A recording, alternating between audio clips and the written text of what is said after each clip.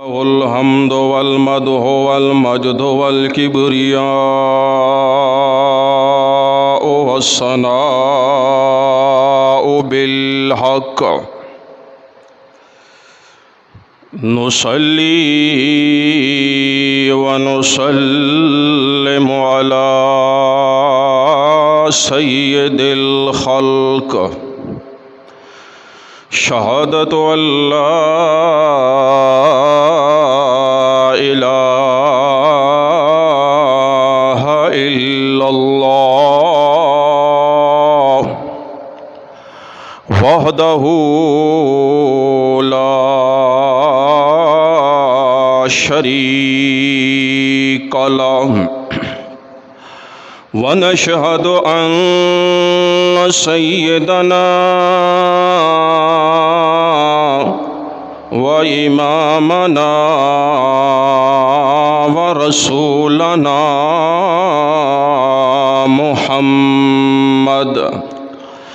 محمدا عبده ورسوله الكريم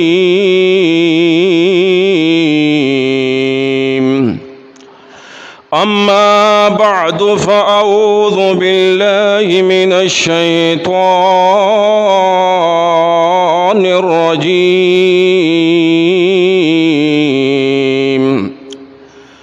بسم الله الرحمن الرحيم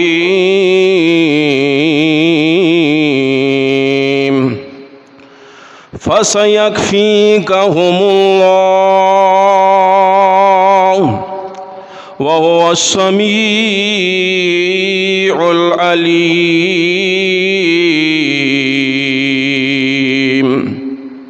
صبغة الله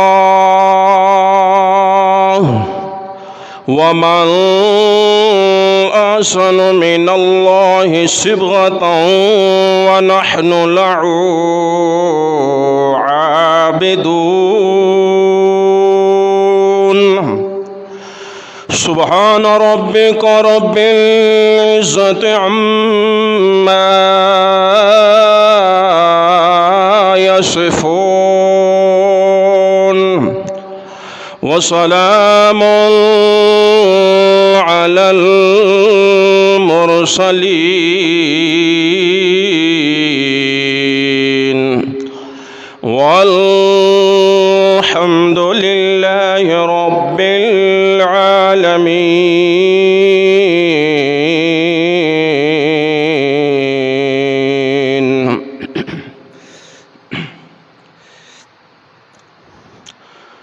خلیفہ ثالث حضرت امیر المومنین حضرت عثمان بن عفان رضی اللہ تعالی عنہ کی 18 ذوالحجہ کو شہادت ہوتی ہے۔ حضرت عثمان غنی رضی اللہ تعالی عنہ کا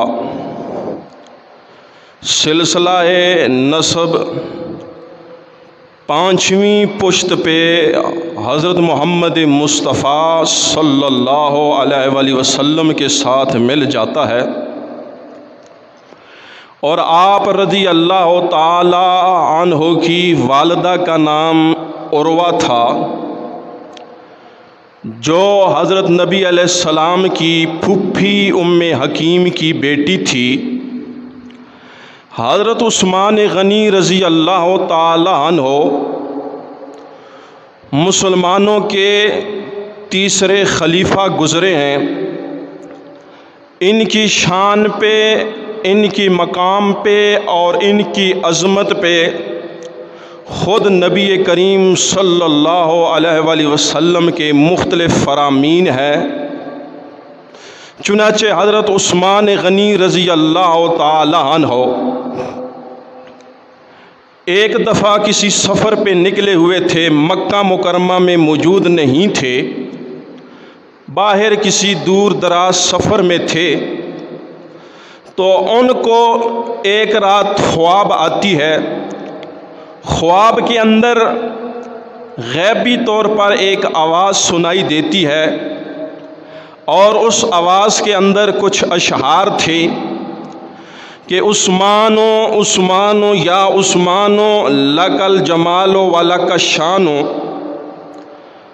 اشعار کا ترجمہ یہ ہے، مفہوم اور مطلب یہ ہے کہ اے عثمان، تیری بڑی عظمت اور تیری بڑی شان ہے، اور آخر الزمان پیغمبر مبعوث ہو چکے ہیں اور اللہ نے انہیں دین اور اسلام کے ساتھ مالا مال کیا۔ اے عثمان، وہ پیغمبر قرآن اور فرقان کو لے کے تشریف لے آئے ہیں، لہٰذا اس پیغمبر کی اتباع کریں، کہیں آپ کو بتوں کی عبادت گمراہ نہ کر دیں۔ یہ اشعار کا ترجمہ اور مفہوم ہے۔ بہرحال جب حضرت عثمان غنی رضی اللہ تعالی عنہ سفر سے واپس آتے ہیں تو حضرت صدیق اکبر رضی اللہ تعالی عنہ سے ملاقات ہوتی ہے، اور حضرت صدیق اکبر رضی اللہ تعالی عنہ نے حضرت عثمان غنی رضی اللہ تعالی عنہ کو اسلام کی دعوت دی، اللہ کے دین کی دعوت دی۔ ابھی یہ باتیں ہو رہی تھیں، اور حضرت عثمان غنی رضی اللہ تعالی عنہ کو جو خواب آیا تھا، خواب کے اندر جو آواز سنائی دی گئی، وہ حضرت صدیق اکبر کے سامنے بیان کر رہے تھے۔ اتنے میں آمنہ کے لال حضرت محمد رسول اللہ صلی اللہ علیہ وآلہ وسلم تشریف لے آتے ہیں۔ آمنہ کے لال حضرت محمد رسول اللہ صلی اللہ علیہ وآلہ وسلم نے بھی حضرت عثمان غنی رضی اللہ تعالی عنہ کو اسلام کی دعوت دی۔ چنانچہ حضرت عثمان رضی اللہ تعالی عنہ نے اسلام کی دعوت کو قبول کر لیا۔ تقریباً اس وقت آپ کی 34 سال عمر تھی جس وقت آپ نے اسلام کو قبول کیا۔ پھر اسلام قبول کرنے کے بعد جس طرح نو مسلم صحابہ کرام کو اسلام قبول کرنے کے بعد اذیت اور تکالیف اور مظالم ڈھائے جاتے تھے، اسی طرح حضرت عثمان غنی رضی اللہ تعالی عنہ کے اوپر بھی مصائب اور تکالیف اوپر سے برسنا شروع ہو جاتی ہیں۔ چنانچہ حضرت عثمان غنی رضی اللہ تعالی عنہ کا سکا چچا، وہ حضرت عثمان غنی رضی اللہ تعالی عنہ کو ہاتھوں سے باندھ کر دھوپ پہ کھڑا کر دیتا تھا، اور نہ حضرت عثمان غنی رضی اللہ تعالی عنہ کو پانی دیتا تھا اور نہ کچھ کھانے کی کوئی چیز دیتا تھا۔ اسی طرح وہ صفوں کے اندر لپیٹ کر حضرت عثمان غنی رضی اللہ تعالی عنہ کے نیچے، صف کے نیچے سے چراغ جلا کر دھواں چھوڑ کر حضرت عثمان غنی رضی اللہ تعالی عنہ کے سانس کو گھونٹتا تھا اور نیچے سے دھواں دیتا تھا، جس میں سانس لینا بھی دشوار اور بہت ہی مشکل تھا۔ پھر چلتے چلتے حضرت عثمان غنی رضی اللہ تعالی عنہ جب اسلام کی دولت سے مالا مال ہو جاتے ہیں، چنانچہ نبی علیہ السلام کی بڑی بیٹی حضرت رقیہ رضی اللہ تعالی عنہا، ان کے ساتھ حضرت عثمان غنی رضی اللہ تعالی عنہ کا نکاح ہوتا ہے۔ ہوا اس طرح کہ نبی علیہ السلام نے اسلام کے پیچھے ہر قسم کی قربانی دی ہے۔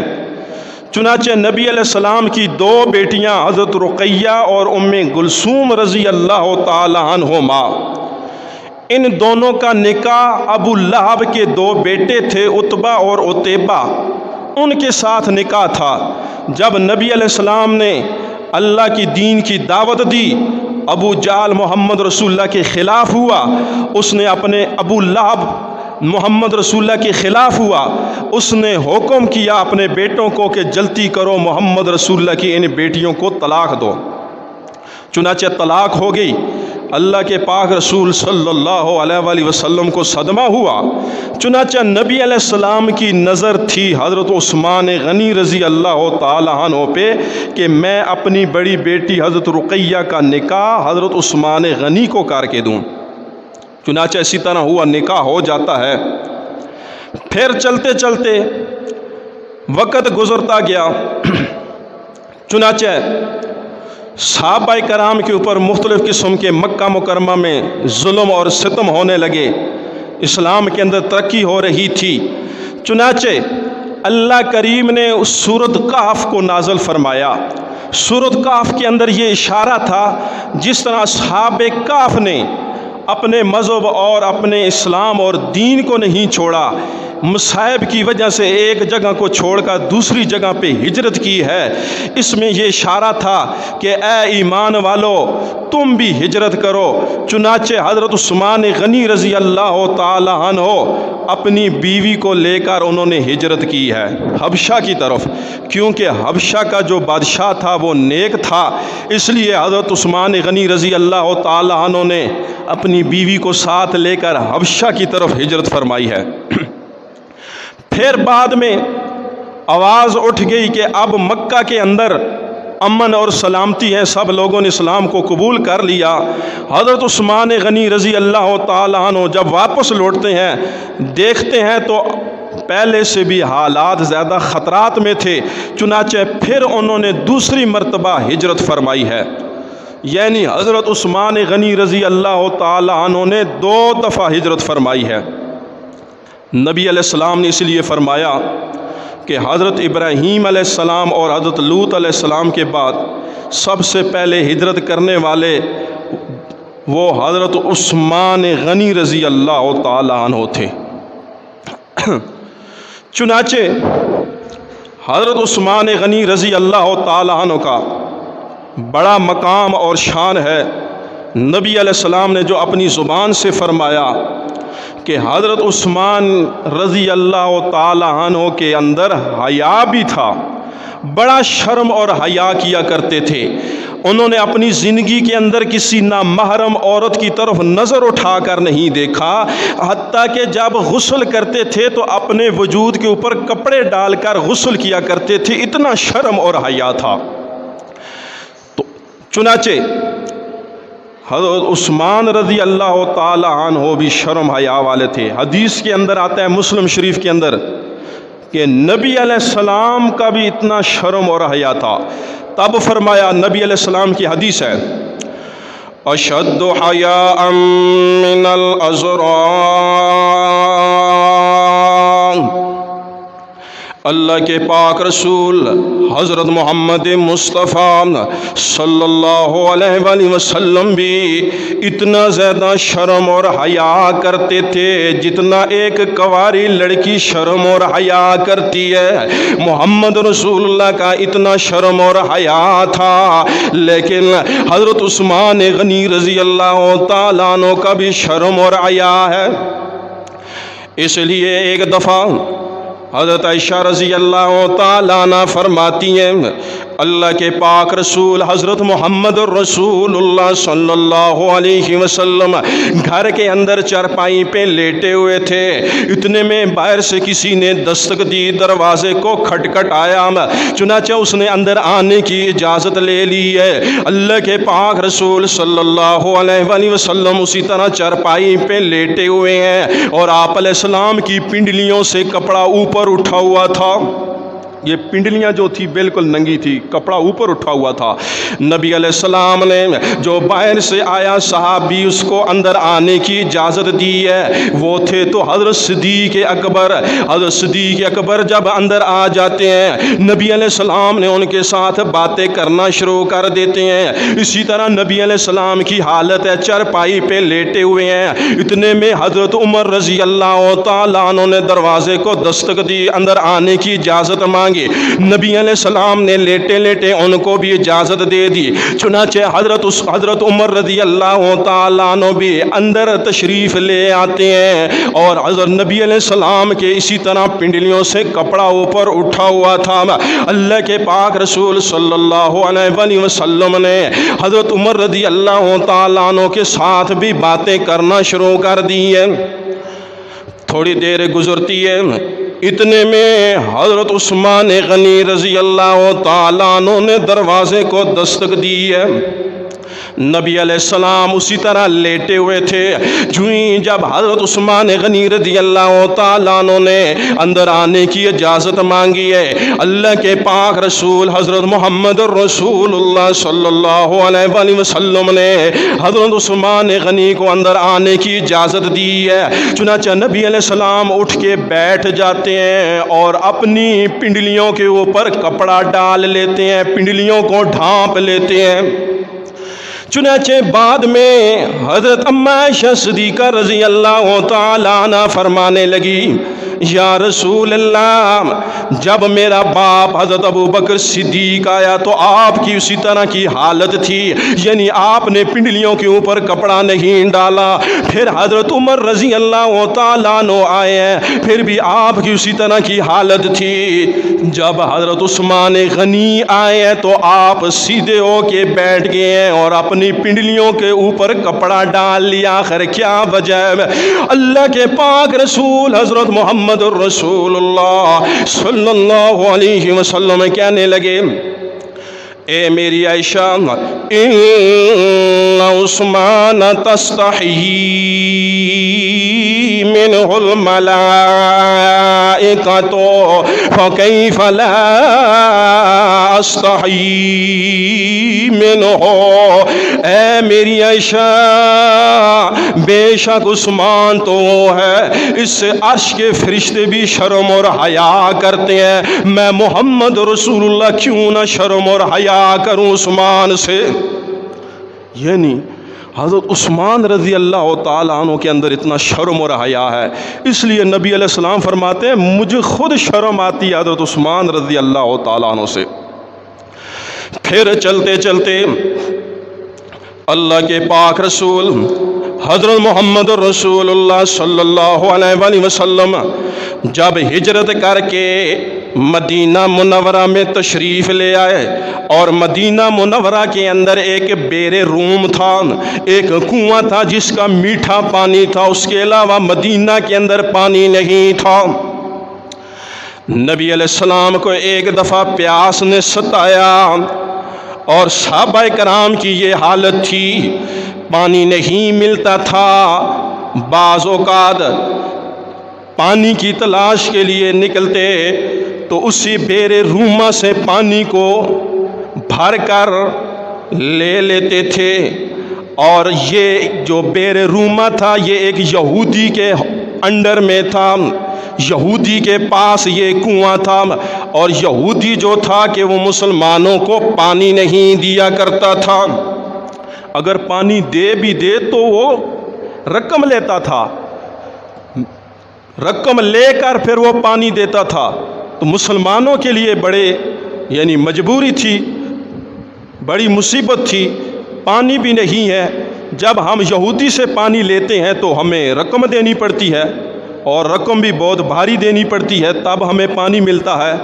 चुनांचे अल्लाह के पाक रसूल हज़रत मोहम्मद रसूलुल्लाह सल्लल्लाहु अलैहि वसल्लम ने ऐलान करके फरमाया, आया ओ मेरे यारो, तुम में से कौन है जो इस कुएं को ख़रीद कर अल्लाह की रज़ा के लिए वक़फ़ कर दे, मैं मोहम्मद रसूलुल्लाह उसको जन्नत की ज़मानत देता हूँ। मैं मोहम्मद रसूलुल्लाह सल्लल्लाहु अलैहि वसल्लम अपनी सच्ची ज़ुबान के साथ उसको जन्नत की ज़मानत देता हूँ। आया तुम में से कौन बंदा है जो इस कुएं को अल्लाह की रज़ा के लिए वक़फ़ कर दे। चुनांचे इस बिशारत के मिसदाक हज़रत उस्मान गनी रज़ी अल्लाह ताला अन्हु ठहराए हैं। हज़रत उस्मान गनी रज़ी अल्लाह ताला अन्हु जल्दी जल्दी उठ के खड़े हो जाते हैं, जाके यहूदी से बात करते हैं और 20,000 दिरहम के इवज़ और बदले में हज़रत उस्मान गनी रज़ी अल्लाह ताला अन्हु ने वो कुआं ख़रीदा। कुआं ख़रीद के तमाम लोगों के लिए वक़फ़ कर दिया। अब चाहे कोई यहूदी है या काफिर है या मुसलमान है, हर कोई इस कुएं से पानी इस्तेमाल करे। और मोहम्मद रसूलुल्लाह ने जो खुशखबरी सुनाई थी, बिशारत सुनाई थी, ज़मानत दी थी जन्नत की, वो जन्नत की ज़मानत वाला टिकट भी हज़रत उस्मान गनी रज़ी अल्लाह ताला अन्हु के हक़ में आ गया। کیونکہ نبی علیہ السلام نے فرمایا کہ جو بندہ اس کنویں کو فروخت کرے گا، اللہ کی رضا کے لیے خرید کر اس کو کھلا چھوڑ دے گا، تاکہ ہر چھوٹا بڑا بندہ، ہر کافر، یہودی، مسلمان اس سے پانی استعمال کرے گا، تو میں محمد رسول اللہ اس کو جنت کی ضمانت دیتا ہوں۔ اب جس کو جنت کی ضمانت نبی علیہ السلام دے، اس کا کوئی شان اور مقام ہے نا۔ پھر چلتے چلتے وقت گزرتا گیا، حضرت عثمان غنی رضی اللہ تعالیٰ عنہ، ان کی اہلیہ حضرت رقیہ رضی اللہ تعالیٰ عنہ بیمار ہو گئیں۔ اللہ کے پاک رسول صلی اللہ علیہ وسلم نے فرمایا کہ اے عثمان، کیونکہ ادھر سے بدر کا معرکہ شروع ہو گیا، بدر کا غزوہ اور لڑائی شروع ہو گئی، حضرت عثمان غنی رضی اللہ تعالیٰ عنہ کا دل چاہ رہا تھا کہ میں بھی بدر کے غزوے کے اندر شامل ہو جاؤں، میں بھی کفار کے ساتھ لڑوں۔ چنانچہ اللہ کے پاک رسول نے فرمایا، اے عثمان، تو بدر میں نہیں جا سکتا، میری بیٹی رقیہ بیمار ہے، تو نے اس کی حفاظت کرنی اور اس کی دیکھ بھال کرنی ہے۔ چنانچہ حضرت عثمان غنی رضی اللہ تعالیٰ عنہ غزوہ بدر میں شامل نہیں ہوئے، بلکہ گھر کے اندر محمد رسول اللہ کی بیٹی کی خدمت کر رہے ہیں۔ چنانچہ نبی علیہ السلام جب غزوہ سے واپس آئے، غزوہ بدر سے، تو آپ علیہ السلام کی بیٹی حضرت رقیہ جو ہے وفات پا گئی ہے۔ اس موقع پہ آپ علیہ السلام نے فرمایا، فَإِنَّ لَكَ أَجْرَ رَجُلٍ مِّمَّنْ شَهِدَ بَدْرًا وَسَهَمَهُ، اے عثمان، اگر تو غزوہ بدر میں شامل نہیں ہوا، لیکن تجھے اتنا ہی اجر اور ثواب ملے گا جتنا بدر کے اندر ایک غازی گیا ہے، ایک لڑنے والا مجاہد بدر کے اندر حاضر ہوا ہے، اس جتنا اجر اور ثواب تجھے گھر میں مل جائے گا۔ پھر آپ علیہ السلام نے فرمایا کہ جتنا بدر کے ایک غازی کو مال غنیمت میں سے حصہ ملے گا، اے عثمان تجھے بھی اتنا ہی حصہ ملے گا۔ یہ تو نبی علیہ السلام نے اپنی زندگی میں فرما دیا تھا۔ اب حضرت رقیہ نبی علیہ السلام کی بیٹی وفات پا جاتی ہیں۔ اب ان کی وفات کے بعد حضرت عثمان غنی رضی اللہ تعالیٰ عنہ بڑے پریشان اور مغموم ہیں کہ میرا جو رشتہ نبی کریم صلی اللہ علیہ وآلہ وسلم کے ساتھ تھا، اب وہ رشتہ بھی ختم ہو گیا، کیونکہ محمد رسول اللہ کی بیٹی رقیہ وفات پا گئی ہے۔ جب اللہ کے پاک رسول نے حضرت عثمان غنی رضی اللہ تعالیٰ عنہ کی یہ حالت دیکھی کہ حضرت عثمان تو بڑا مغموم اور بڑے پریشان ہیں، چنانچہ اللہ کے پاک رسول نے اپنی دوسری بیٹی ام کلثوم کا نکاح حضرت عثمان غنی رضی اللہ تعالیٰ عنہ کے نکاح میں دے دیا۔ دوسری بیٹی ام کلثوم، ان کا نکاح حضرت عثمان رضی اللہ تعالیٰ عنہ کے ساتھ کر دیا۔ پھر دوسری بیٹی بھی وفات پا گئی۔ اب اللہ کے پاک رسول نے کیا فرمایا، لو کان عندی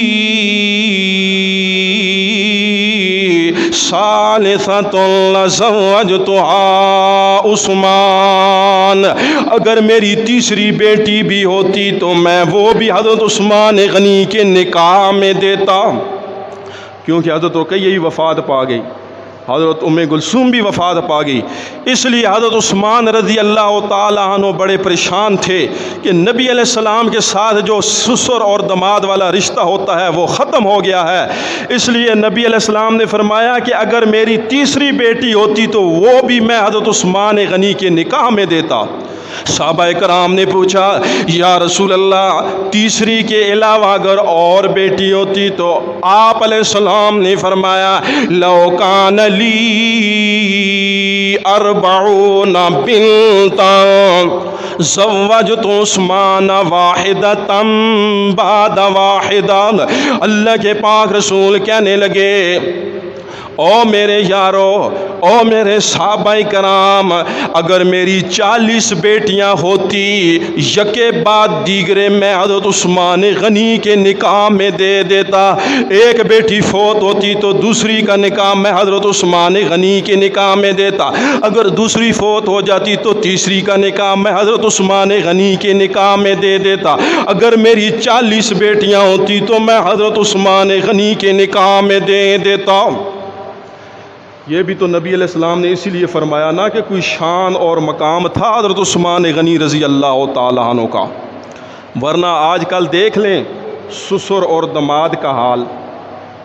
سسر دماد سے لڑتا ہے اور دماد سسر سے لڑتا ہے، تو سسر نے تو بیٹی دے دی ہے، پھر لڑتا ہے اپنے دماد سے، اور دماد سسر سے لڑتا ہے۔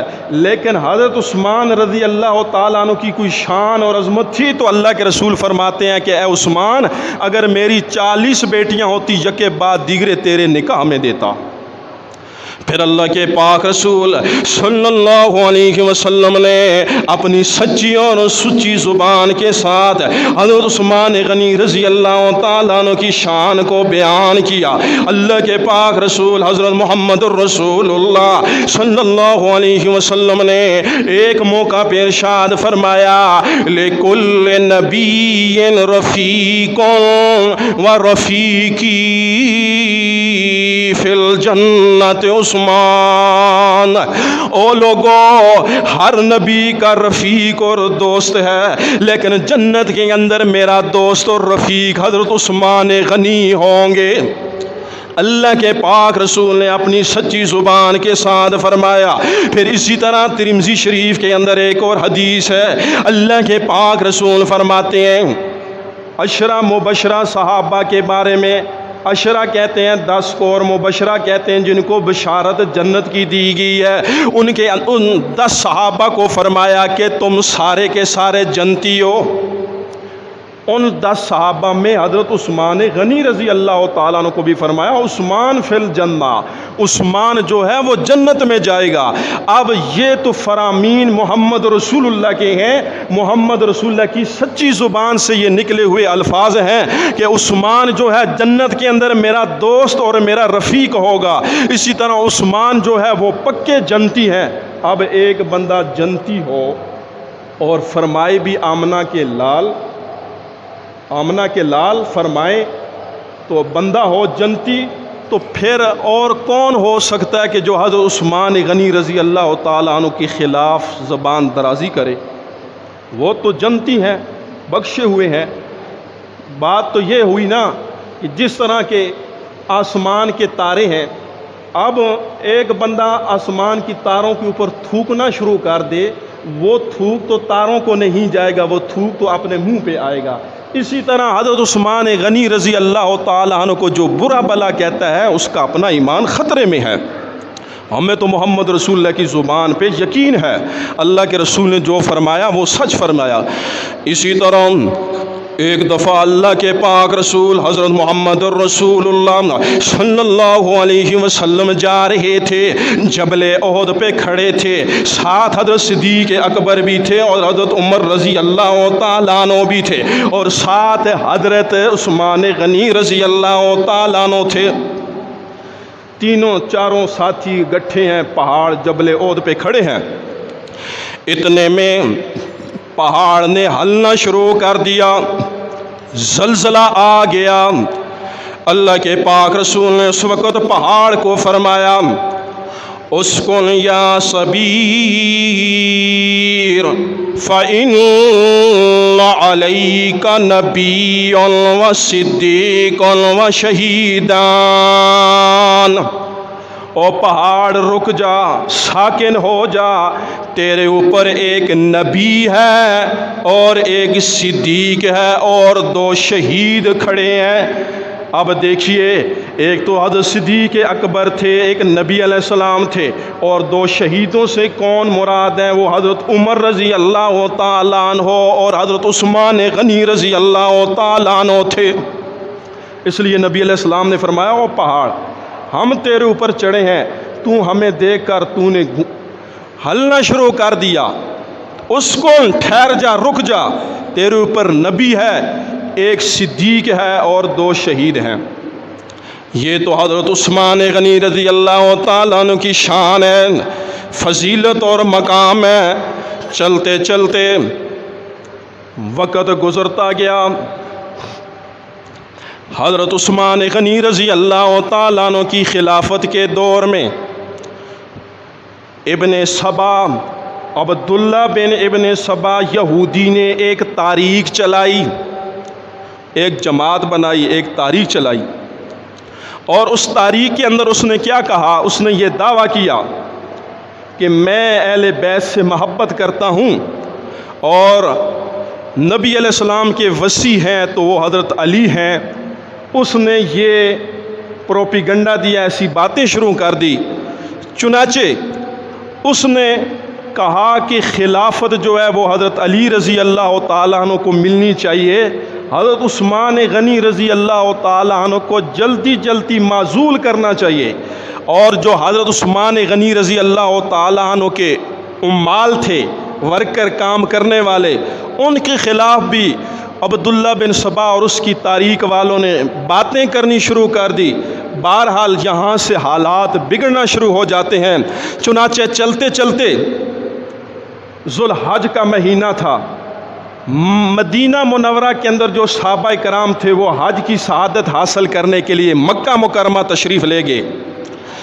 اب 900 بلوائیوں نے مدینہ کے اندر ایک چھونی تیار کی، وہاں انہوں نے ڈیرے لگائے، اور حضرت عثمان غنی رضی اللہ تعالی عنہ مدینہ منورہ کے اندر تھے، اور ایک دن انہوں نے جمعہ پہ خطاب کر رہے تھے، بیان کر رہے تھے، اور بلوائیوں میں سے ایک اٹھا، اس نے کہا اے امیر المومنین، آج ہم آپ کا خطاب نہیں سنتے۔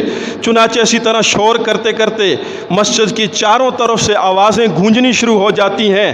اتنے میں پھر اتنا بڑا ہنگامہ ہوتا ہے، چنانچہ امیر المومنین رضی اللہ تعالی عنہ حضرت عثمان غنی رضی اللہ تعالی عنہ کے اوپر بلوائیوں نے حملہ شروع کر دیا، لیکن حضرت عثمان غنی رضی اللہ تعالی عنہ اسی طرح بیان اور خطاب کر رہے ہیں، بلوائیوں کی بات کو نہیں سنا۔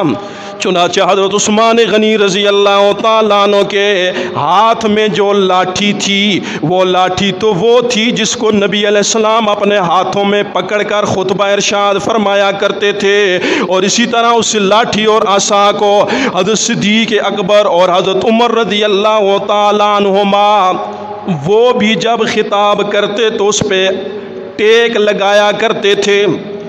چنانچہ چلتے چلتے ان منافقین اور ان بلوائیوں نے حضرت عثمان غنی رضی اللہ تعالیٰ عنہ اس کے ہاتھوں سے عصا لے کر توڑ دیا، کیونکہ عصا تو محمد رسول اللہ کی یادگار تھی، انہوں نے محمد رسول اللہ کا وہ عصا بھی توڑ دیا۔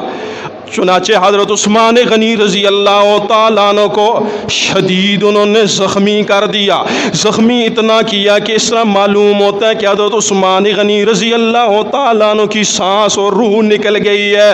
چنانچہ منافق سارے بھاگ گئے۔ بعض صحابہ کرام نے حضرت عثمان غنی رضی اللہ تعالیٰ عنہ کو اٹھا کے گھر کے اندر لے آتے ہیں، گھر کے اندر لے آئے، حالات بڑے خراب ہیں۔ حضرت عثمان غنی رضی اللہ تعالیٰ عنہ کو تھوڑا سا افاقہ ہوتا ہے، جب ہوش آتی ہے تو پوچھتے ہیں مجھے یہ بتاؤ کہ مدینہ منورہ اور مسجد نبوی کی کیا حالت ہے؟ آیا میری وجہ سے کوئی قتل غارت اور خون ریزی تو نہیں ہوگی مسجد نبوی کے اندر؟ چنانچہ حضرت عثمان غنی خود زخمی ہے، لیکن یہ اپنی فکر نہیں ہے، مدینہ والے لوگوں کی اور مسجد نبوی کی فکر ہے۔ پھر چلتے چلتے حالات اتنے خراب ہو گئے، حضرت عثمان غنی رضی اللہ تعالیٰ عنہ کو گھر لے آتے ہیں۔ اب سارے لوگ مسلمان صحابہ کرام وہ تو حج کی سعادت حاصل کرنے کے لیے مکہ مکرمہ میں ہیں، لیکن منافقوں نے حضرت عثمان غنی رضی اللہ تعالیٰ عنہ کو فرمایا آج کے بعد آپ نے مسجد نبوی میں نماز ادا نہیں کرنی، ہم آپ کو نماز پڑھنے بھی نہیں دیتے اور مسجد نبوی میں نہیں آ سکتے، پابندی لگا دی۔ پھر اسی طرح 40 دن کے لیے انہوں نے گھر کے اندر حضرت عثمان غنی کو قید کر لیا۔ حضرت عثمان غنی 40 دن بغیر بھوکے پیاسے اپنے گھر کے اندر ہے۔ چنانچہ ایک دن حضرت عثمان غنی رضی اللہ تعالیٰ عنہ نے حضرت زبیر بن طلحہ اور اسی طرح حضرت علی رضی اللہ تعالیٰ عنہ اور اسی طرح عائشہ صدیقہ رضی اللہ تعالیٰ عنہا کو پیغام دیا کہ جاؤ میرے لیے کچھ پانی لے آؤ، 40 دن ہو گئے میرا کھانا پینا ان ظالموں اور منافقوں نے بند کر دیا۔ چنانچہ حضرت علی رضی اللہ تعالیٰ عنہ نے حضرت عثمان غنی رضی اللہ تعالیٰ عنہ کی بات سنتے ہی گھر سے جب نکلتے ہیں مشکیزہ بھر کے جب لے کے جا رہے ہیں حضرت عثمان غنی رضی اللہ تعالیٰ عنہ کے گھر کی طرف، چنانچہ ان منافقوں نے اس مشکیزے کے اوپر تیر مارا، وہ مشکیزہ بھی ٹوٹ جاتا ہے۔ چنانچہ حضرت علی رضی اللہ تعالیٰ عنہ کو بڑا غصہ آیا۔ چنانچہ حضرت علی نے وہاں اعلان کر کے فرمایا، او بلوائیوں، روم اور فارس کے جو قیدی ہوتے ہیں ان قیدیوں کا کھانا اور پانی بند نہیں ہوتا، لیکن ایک حضرت عثمان غنی رضی اللہ تعالیٰ عنہ ہے جو وقت کے امام بھی ہے اور محمد رسول اللہ کے داماد بھی ہے۔ او ظالموں، تم نے ان کا کھانا اور پانی بند کر دیا۔ بعد میں وقت گزرتا رہا، بعد میں کسی نے پوچھا کہ اے امیر المومنین، 40 دن ہو گیا نہ کوئی چیز کھانے کی ہے نہ کوئی پینے کی ہے، آخر آپ کا وقت کس طرح گزر رہا ہے؟ حضرت عثمان غنی رضی اللہ تعالیٰ عنہ فرماتے ہیں جب مجھے پیاس ستاتی ہے میں اس وقت قرآن کی تلاوت کرتا ہوں، اور جب مجھے بھوک نے ستایا ہوتا تو میں اس وقت نماز پڑھتا ہوں۔ چنانچہ حضرت عثمان غنی رضی اللہ تعالیٰ عنہ 40 دن بھوکے اور پیاسے اپنے گھر کے اندر بند ہے۔ ایک دن حضرت عثمان غنی رضی اللہ تعالیٰ عنہ کو صحابہ کرام نے یہ مشورہ دیا کہ اے وقت کے امیر المومنین، اے وقت کے خلیفہ، اگر آپ ہمیں حکم دیں تو یہ جتنے منافق اور بلوائی ہیں ہم ان کے ساتھ لڑنے اور جھگڑنے کے لیے، جنگ کرنے کے لیے، ان کو ختم کرنے کے لیے تیار ہیں۔ چنانچہ حضرت عثمان غنی رضی اللہ تعالیٰ عنہ فرماتے ہیں نا نا نا، او میرے یارو، بات یہ ہے اللہ کے پاک رسول نے مجھے فرمایا تھا انک ستبتلی بعدی فلا تقاتلن، اے عثمان میرے بعد تجھے آزمایا جائے گا، تیرا امتحان لیا جائے گا، لیکن تو نے قتل اور خون ریزی مدینہ کے اندر نہیں کروانی۔ میں یہ بات ماننے کے لیے بھی تیار نہیں ہوں۔ پھر دوسرا مشورہ صحابہ کرام نے یہ دیا، آپ اس طرح کریں کہ آپ مکہ مکرمہ کی طرف ہجرت کر جائیں، ہم آپ کو مکہ کی طرف چھوڑ کے آتے ہیں تاکہ وہاں آپ امن اور امان کے ساتھ رہ سکیں۔ لیکن حضرت عثمان غنی رضی اللہ تعالیٰ عنہ فرماتے ہیں مجھے اللہ کے پاک رسول نے فرمایا ایک قریشی نے اگر مکہ کے اندر ظلم کیا تو اس کو آدھی دنیا جتنا عذاب دیا جائے گا، اس لیے میں مکہ میں بھی نہیں جاتا۔ پھر صحابہ کرام نے تیسرا مشورہ دیا، آپ اس طرح کریں کہ ہم آپ کو امیر المومنین حضرت امیر معاویہ رضی اللہ تعالیٰ عنہ کی طرف شام کی طرف روانہ کرتے ہیں، رات کا وقت ہو، ہمارے پاس سواریاں بھی ہیں، آپ سواری پہ ہم آپ کو بٹھا دیتے ہیں، آپ امیر المومنین حضرت امیر معاویہ کے پاس چلے جائیں۔ آگے سے حضرت عثمان غنی رضی اللہ تعالیٰ عنہ کہنے لگے نا نا نا، یہ کام بھی میں نہیں کر سکتا، کیونکہ لن افارق دار ہجرتی ومجاورت خلیلی، میں دار ہجرت کو بھی نہیں چھوڑ سکتا، میں مدینہ کو نہیں چھوڑ سکتا، اور اپنے پیغمبر کی قربت داری اور جوار کو بھی نہیں چھوڑ سکتا، کیونکہ میرے نبی نے فرمایا تھا من استطاع ان یموت فی المدینہ، جو بندہ من استطاع، جو بندہ مرے یا مرنے کی تمنا کرے تو وہ مدینہ کے اندر مرے، کیونکہ جو بندہ مدینہ میں مر جائے گا فإنی اشفعہ یوم القیامہ، میں محمد رسول اللہ صلی اللہ علیہ وآلہ وسلم سب سے پہلے اس کی شفاعت کروں گا قیامت والے دن، اس لیے میں مدینہ منورہ کو بھی نہیں چھوڑ سکتا۔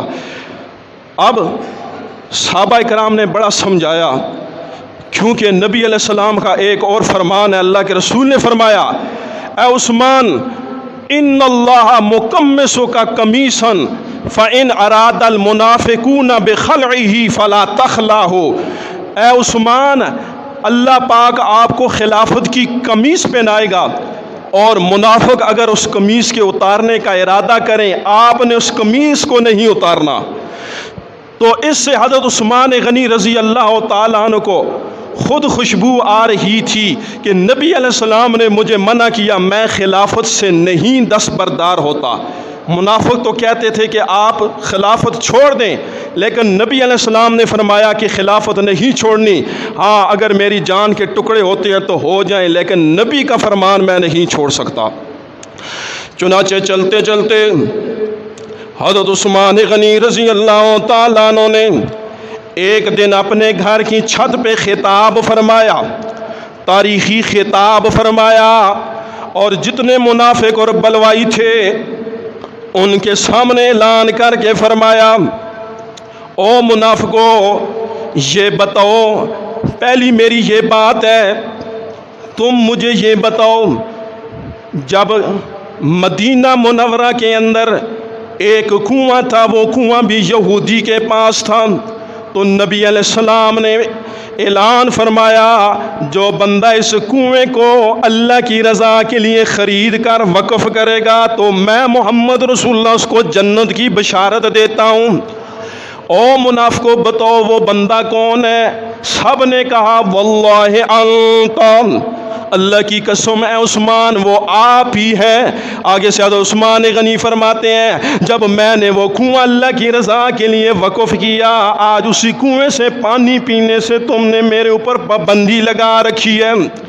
پھر حضرت عثمان غنی رضی اللہ تعالیٰ عنہ نے دوسرا خطاب دیا، دوسرا سوال کیا، فرمانے لگے مجھے یہ بتاؤ، نبی علیہ السلام نے فرمایا تھا کہ مسجد نبوی کی جگہ تنگ ہو گئی ہے، جو اللہ کی رضا کے لیے جو مسجد نبوی کا ساتھ والا حصہ اور ٹکڑا ہے وہ خرید کر وقف کرے گا تو میں محمد رسول اللہ اس کو جنت کی خوشخبری سناتا ہوں۔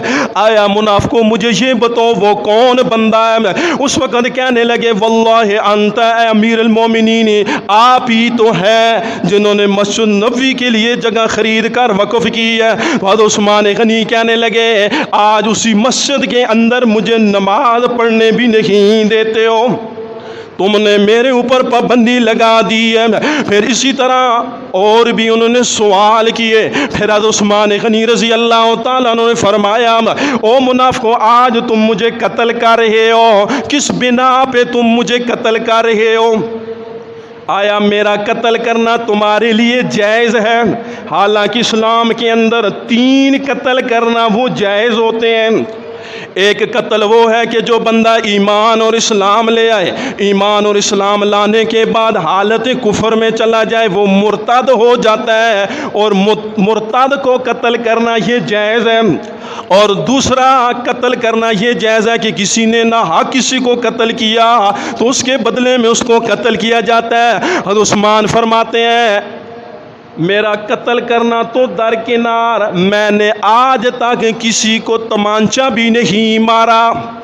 اور تیسرا قتل یہ ہے کہ زنا کی وجہ سے قتل کرنا۔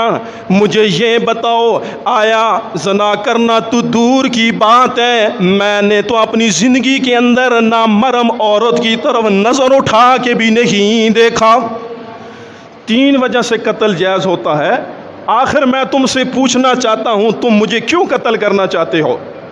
بلوائیوں اور منافقوں نے کوئی جواب نہیں دیا۔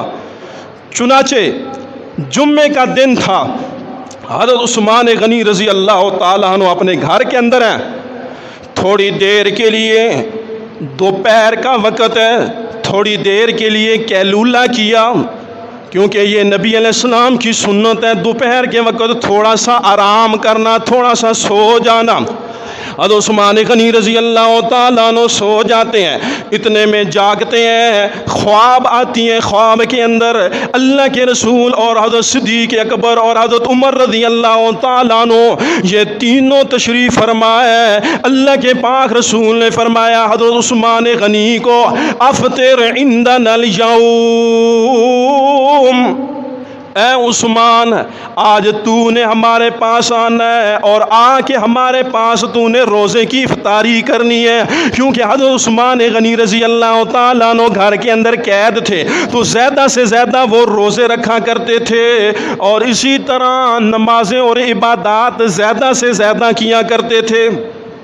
نبی علیہ السلام نے فرمایا خواب کے اندر افطر عندنا اليوم، آج کے دن تو ہمارے پاس آئے گا اور ہمارے پاس تو روزے کو افطار کرے گا۔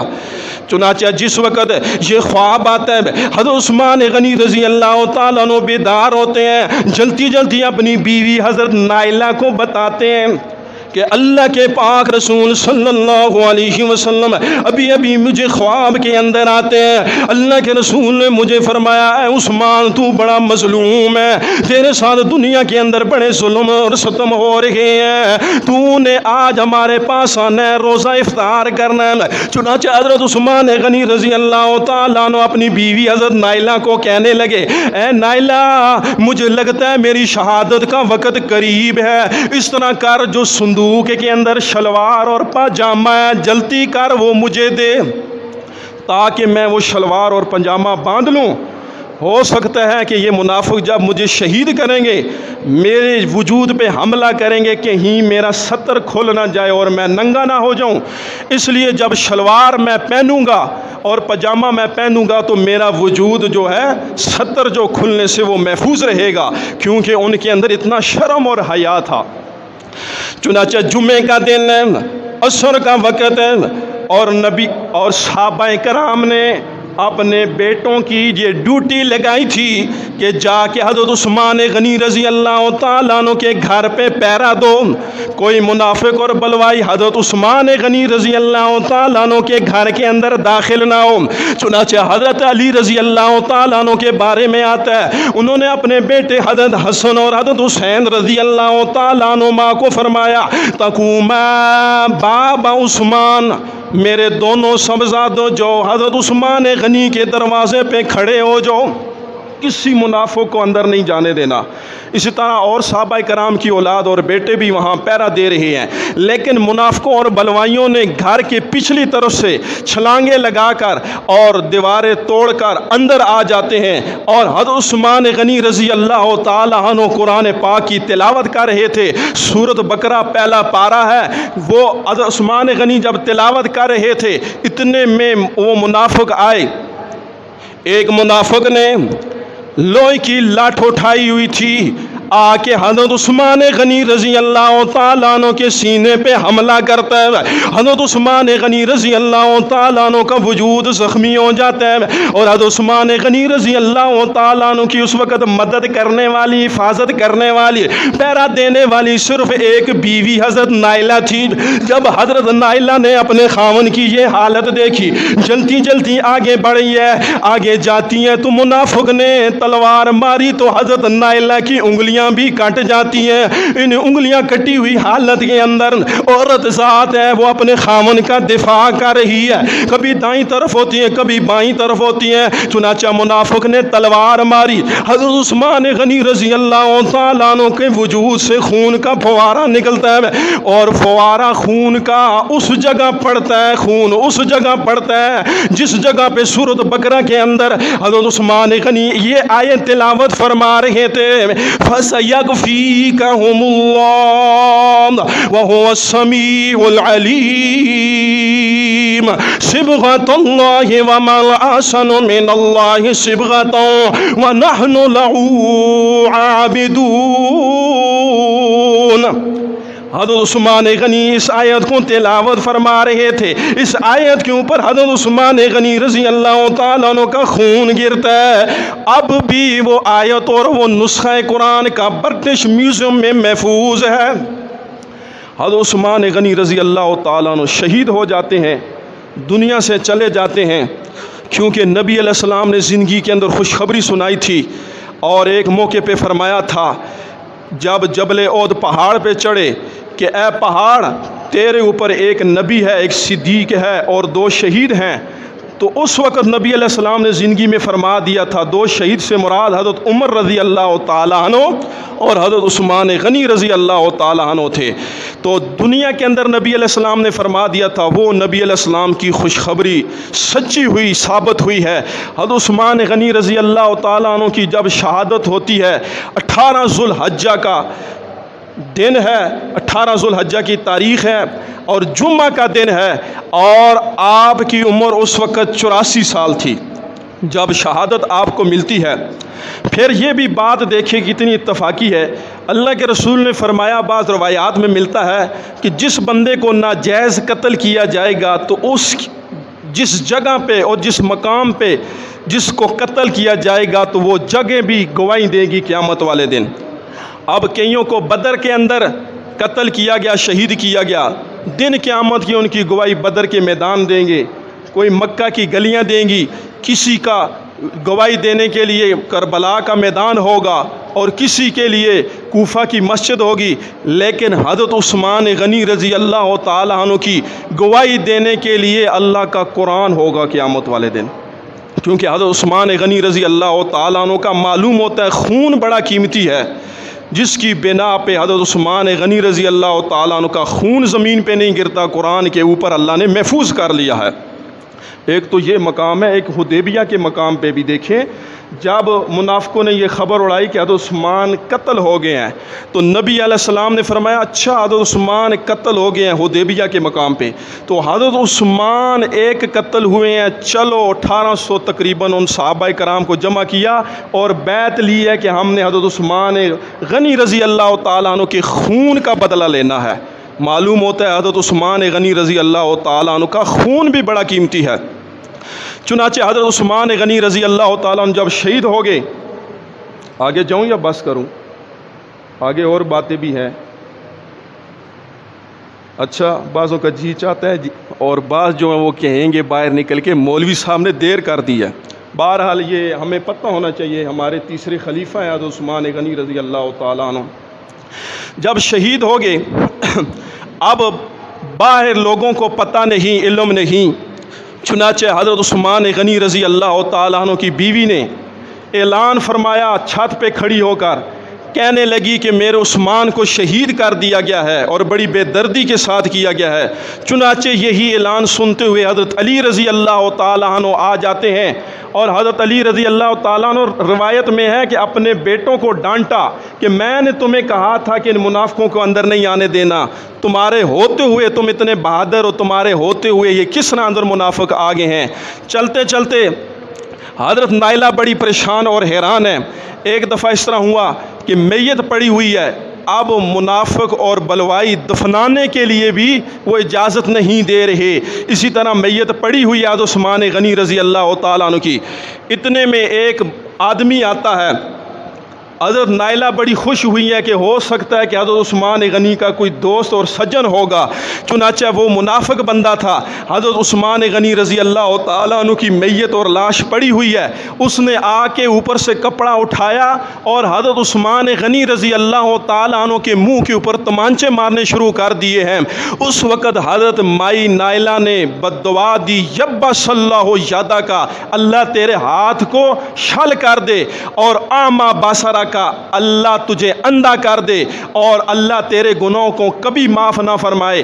وہ بندہ جب ایک موقع پہ طواف کر رہا تھا، یہ امام محمد بن سنی رحمہ اللہ فرماتے ہیں کہ وہ بندہ طواف کرتے کرتے یہ دعا کر رہا تھا، اللہم اغفر لی ما اظن ان تغفر لی، اے اللہ تو میرے گناہوں کو معاف فرما اور مجھے تو یہ یقین ہے کہ تو میرے گناہوں کو معاف نہیں فرمائے گا۔